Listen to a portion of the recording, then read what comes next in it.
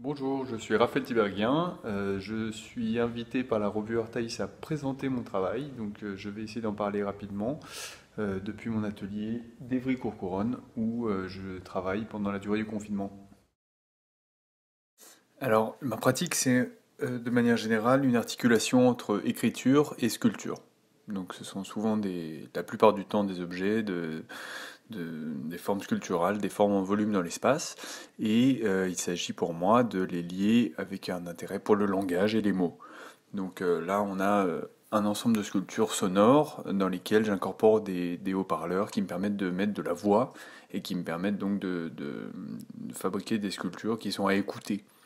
Donc celle qu'on voit maintenant s'appelle le soulèvement des objets. C'était l'idée de fabriquer une sculpture qui permette de rendre compte de discussions politiques qu'il y avait eu aux Beaux-Arts lors de l'année de mon diplôme. Et donc ce sont des petites jarres qui enferment des conversations entre différents acteurs de l'école. Et donc décontextualisé au montage, ça devient des sons qui sont juste une sorte de cacophonie et de désir de prise de parole. Donc j'aime bien que l'œuvre soit une sorte de pendant formel de ce qui se passe dans les mots, que sa forme réponde. Donc ici, c'est une autre installation que j'ai fait pour les félicités qui s'appelle une chambre à soi et qui enferme également du son, qui sont des petits récits que des gens m'ont confiés. Alors là, nous avons un autre pendant de mon travail qui est cette fois-ci en utilisant l'argile, la céramique. Il s'agit ici donc de marquer des surfaces d'argile avec des plombs d'imprimerie de manière à inscrire des textes. Et donc, c'est une façon de traiter un peu la surface de l'argile comme la surface d'un tableau. Et donc, le langage s'y déploie. Et j'utilise beaucoup mes notes, mes réflexions pour inscrire donc des paroles sur ces surfaces d'argile et ça me permet voilà, de réaliser des ensembles qui sont installés de différentes façons. Là, il y a un autre exemple d'installation de ces travaux.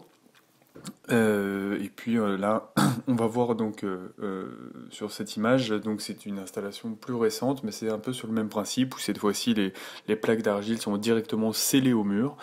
Et donc, ce que je cherche à produire, c'est cet effet un peu de cartographie, comme si ces formes étaient en fait des continents, des paysages, il y a quelque chose vraiment qui m'intéresse de l'ordre du corps, le lien entre le corps et l'espace géographique et l'espace donc des sédiments, l'espace géologique. Alors, la pièce que nous voyons maintenant s'appelle le capital. Là encore, c'est de l'argile qui est marquée au plan d'imprimerie.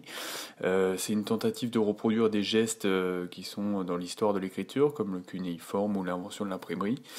Et donc là, j'utilise des petites phrases qui sont extraites du Capital de Marx et j'en fais des petites sculptures qui sont voilà, comme des slogans ou des petits aphorismes, de manière à montrer aussi ce qui se passe quand on décontextualise un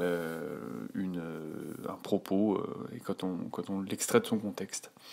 Je travaille en ce moment sur une série sur laquelle je vais finir, qui s'appelle Satala, et ce sont donc des moulages de théières en terre cuite que je viens encore une fois cribler avec des plombs d'imprimerie, et il en résulte des formes qui sont un peu tordues, qui sont un peu déformées par ces lettres, et donc c'est encore une fois le rapport entre la forme plastique et le langage qui vient intervenir dessus qui m'intéresse et donc c'est notamment sur cette série-là que je suis en train de d'avancer à l'atelier en ce moment.